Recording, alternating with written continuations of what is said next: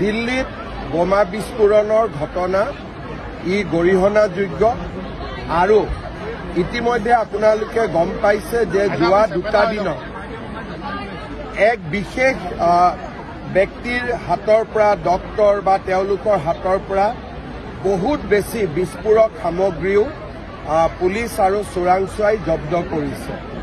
Definitely ডাঙৰ design এটা আছিলে।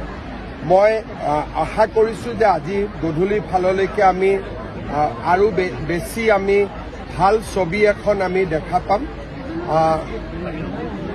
সকলো জনগণ একত্ৰিত হ'ব লাগিব, দেশত যাতে সন্ত্ৰাসবাদে আকৌ মূৰ দাঙি উঠিব নোৱাৰে।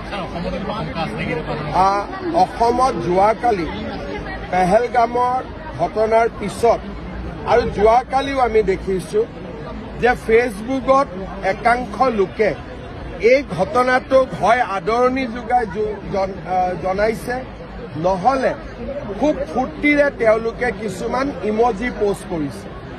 তাৰমানে এইসকল ব্যক্তিয়ে সন্ত্ৰাসবাদক সমৰ্থন কৰে।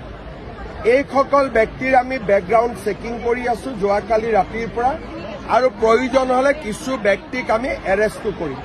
কাৰণ অসমত যাতে সন্ত্ৰাসবাদে কোনো কাৰণতে মূৰ দাঙি উঠিব নোৱাৰে আৰু তেওঁলোকে উৎসাহো যাতে পাব নোৱাৰে, তাৰ কাৰণে আমি কঠোৰ হ'বই লাগিব।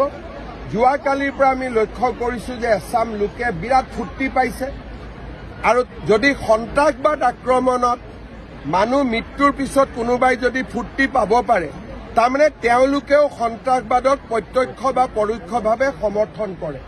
মই ইতিমধ্যে ডিজিপিক নিৰ্দেশ দিছোঁ যে এইবিলাক চেক কৰিব লাগে, কোন মানুহ ক'ৰ মানুহ, যদি অসমৰ হয় আমি তেওঁলোকক গ্ৰেপ্তাৰ কৰিব লাগে।